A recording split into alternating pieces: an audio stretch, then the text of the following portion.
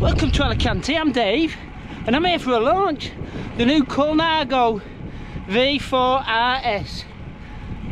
It's Pro's paradise here.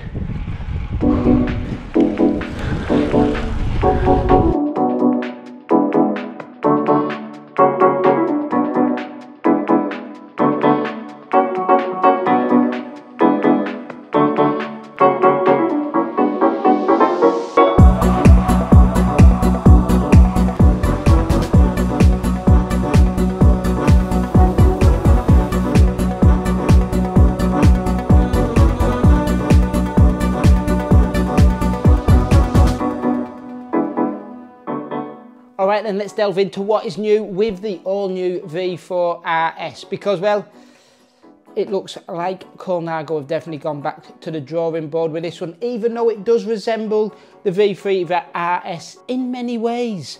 Now, for starters, there's a white paper delivered on this one, which says a lot about Colnago, something they've not done before.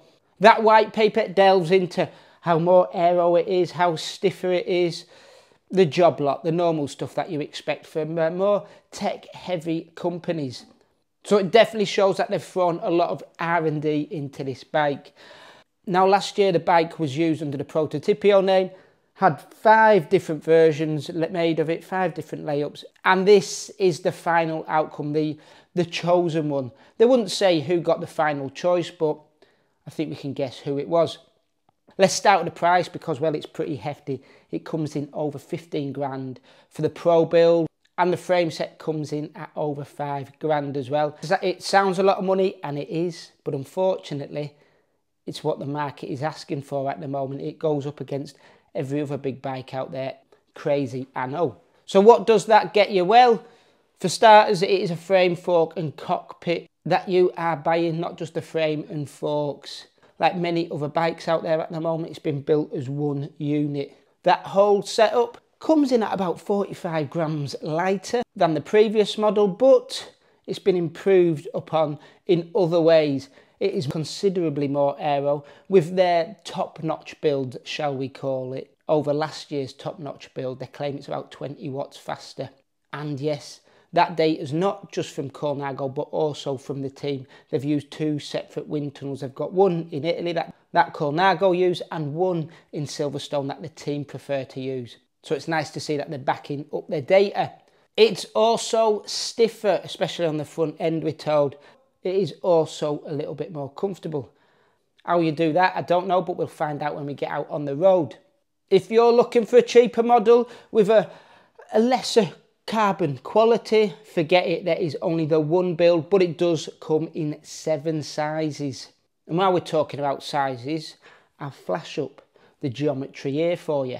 It is a little bit longer than the V3RS, that wheelbase a touch longer, and yes, it's still got that slightly slacker than standard head tube when compared to many other race orientated bikes out there.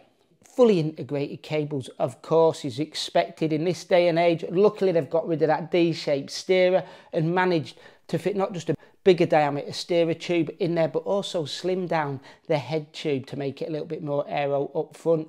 And unlike the V3RS, this only comes as a disc-ready bike. Yep, so long, our old friend rim brakes. Now, if you want to know all the details, I recommend you heading over to the website where we've got a pretty in-depth article. I'll link it below.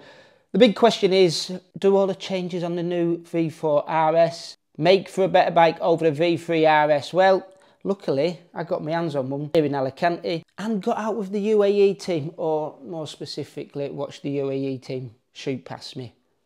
Let's check it out.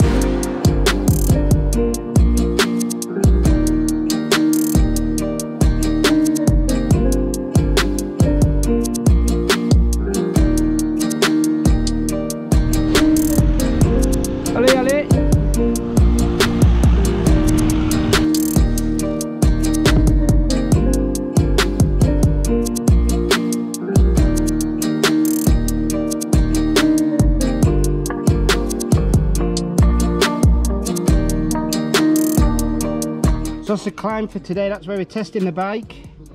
We've not been testing so far. I've been testing my legs and they're not working. Yeah, testing my patience. Day 2 out on the bike on my own today.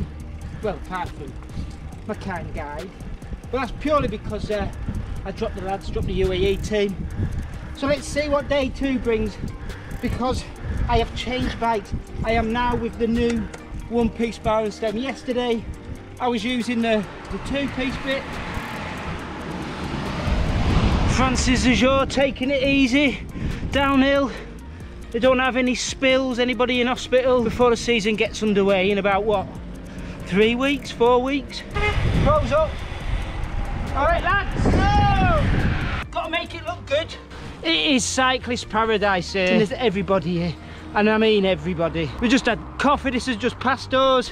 A couple of Astana lads, Trek, job lot yesterday, bumped into Quick Step, and which was very nice, I bumped into one of my old club mates, Audrey. This place is absolutely fantastic for riding. The question is the new Colnago fantastic? Shall we delve into the review? All right, review time. I've been out on this for 2 days now, and I'm glad I rode it for 2 days, because yesterday I went out with the two-piece bar setup. Today I went out with the one-piece bar setup, the new CC01 bar and stem. And I got to say, that bar and stem makes a world of difference to the front end of the bike and to the handling of the bike, something I'll come to in a minute. First off though, I want to talk about Colnago and where they are at the moment, the company, because well, it definitely feels like a company that's changed or is in change. Personally, I'm a long-time Colnago fan. I love the C40, the C40B Stay, the Master, you name it. I'd have any of them if I could find them on eBay, Gumtree for a decent price. And the reason I love them is because there's that passion, that certain je ne sais quoi, shall we say. It was a brand that never shouted about the data, the numbers, the weight of a bike. They always just said, this is a nice riding bike, this is what we've made, trust us, you'll like it. And well, the new Colnago definitely veers away from that a little bit, to the point where they've even published a white paper on how aero and stiff it is. Now, Colnago aren't usually known for a white paper, they're normally known for the bright, colourful schemes. So why this change? Well, a couple of years back, Colnago was bought by a VC group that, well, believe it or not, also own the UAE team as well as a few other companies. That obviously has been a good thing for them in many ways. It's allowed them to invest in research and development, technology, that sort of stuff, so they can produce a bike that goes toe-to-toe with any of the other lightweight, nimble, race-ready bikes out there, your Specialized Tarmacs, your Trek Demanes, your Orbea Orcas, you name it. But it also feels a brand that is working very hard at hitting that market, where previously they didn't. They did their own thing and it worked for them. For me, that chasing, that being part of the trend, the technology of now, feels like they've not lost something, but aren't true to what the initial Colnago ethos was. That might just be me being romantic about the brand, I don't know. But yeah, you know what I mean, when a VC group come in, they can change things. But saying all that, that does not mean this is a bad bike. Far from it, it's an absolutely exquisite bike. It will go toe-to-toe with the bikes I've just spoke of before. It is a race-ready bike.